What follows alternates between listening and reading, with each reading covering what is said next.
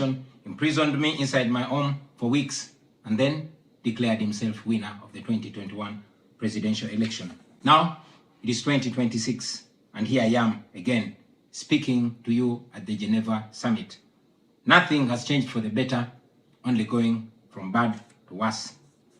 Despite what happened in 2021, we were driven by hope to give it another try. So in 2025, I announced that I was running for president again. For 112 days, I traveled across the country campaigning, and the population turned up overwhelmingly. Yet again, our campaigns were violently attacked, our supporters were murdered, we were blocked from reaching many places, and were also blocked from several media stations. As usual, Museveni shut down the internet again, this time 3 days to the election. And what happened thereafter was not an election, but a military operation. The election was so rigged to the point that even at the polling station where Museveni voted for, he got much more votes than the actual registered voters in the register. Our polling agents in several places were arrested and whisked away. Several of our party officials were arrested and many abducted.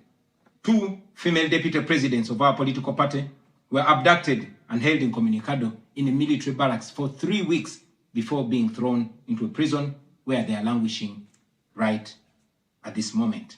The military was deployed on our streets, shooting on spot whoever dared to challenge the criminality. It was under these circumstances that Museveni yet again declared himself winner of the election, this time with over 70% of the vote.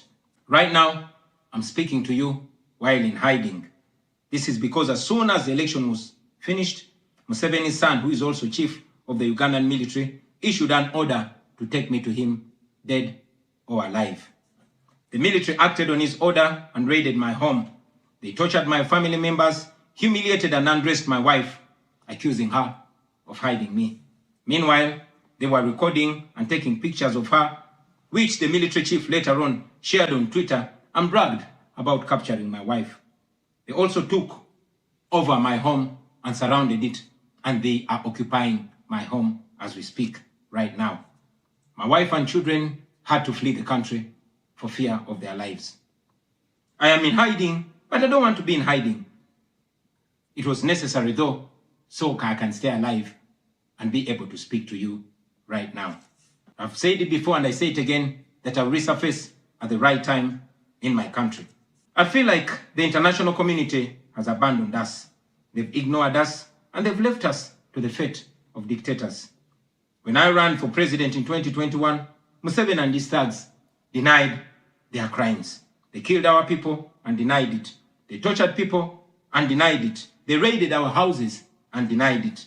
Gen Museveni has been a smart dictator because he puts on a suit, goes to the West and to the UN, speaks very nicely about democracy and human rights, but realistically, he does not mean any of those. He talks about our so-called Human Rights Commission in Uganda, but the same person closed the UN Human Rights Office in Uganda 2 years ago because they dared to question him about his atrocities. Now that is how he has been able to maintain a facade of democracy for 40 years and counting. But now Museveni is 83 years old, and his 51-year-old son, Muhoozi Kainerugaba, commands our military, the Uganda People's Defense Forces, more like Uganda's defense against its own people. And he's effectively in charge. Unlike his father, Muhoozi does not play the role of a good dictator. He openly and shamelessly says despicable things on social media. On Twitter, he openly confesses and brags about committing atrocities against the people of Uganda. When he was summoned by Parliament, he called Parliament a house of clowns and fools, and he threatened to arrest all of them. He describes judges of the Supreme Court of Uganda as clowns in wigs, and he has threatened to crush all journalists that dare to criticize his actions. In April last year, he abducted, detained, and tortured my close friend and bodyguard called Eddie Sebufu, also known as Eddie Mutwe. He later on posted on Twitter naked pictures of Eddie, boasting that Eddie Mutwe was in his basement learning Museveni's mother tongue, Unyankole. Last month, he bragged about killing 22 of my friends, and he said that he's praying that I am the 23rd person for him to kill. In other words, Museveni and his son no longer fear international retaliation for their crimes. They've been so emboldened by your lack of action.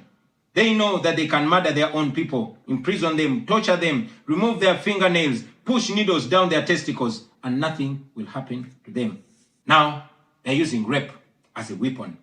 Boys and girls, men and women, people of all ages have reported being sexually assaulted by Muhoozi's military. And it's not rare. The majority of the people that they capture and unlawfully imprison have reported being raped, whether men or women. It is no longer possible, ladies and gentlemen, for the international community to deny Museveni's violence and atrocities. It's all over social media. And today, I am talking about it to you. Now, this is our call to action. The way I see it, if the international community continues to be complacent, then Uganda will go from bad to worse. Museveni and his son's military will massacre many more innocent Ugandans. You, ladies and gentlemen, in the Western world, will be forced to grapple with millions of Ugandan refugees pouring into your countries. And maybe then, the international community will come and commiserate with the people of Uganda, just like they did after the genocide in Rwanda, but it was too late. The second option is that the international community rises to the occasion. You stand by the values that you profess, democracy and human rights. You can rein in on Gen Museveni and his son through targeted sanctions as well as financial and legal pressures. Ladies and gentlemen, Ugandans are not seeking for pity. Ugandans are only seeking to see the world take action against the individuals that have violated their rights for far too long. Those that have abused democracy with impunity should be the starting point. Please sanction these individuals. Sanction Gen Museveni.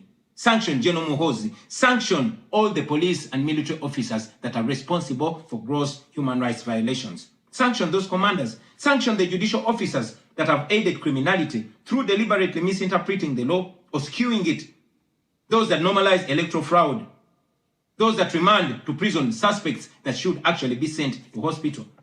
Sanction these individuals because their combined efforts in the last election effectively give autocracy a blank check to rule over the people of Uganda for 5 years. We call upon the international community to treat Gen Museveni exactly how they treated Idi Amin, because Idi Amin did what he did to Ugandans for only 8 years.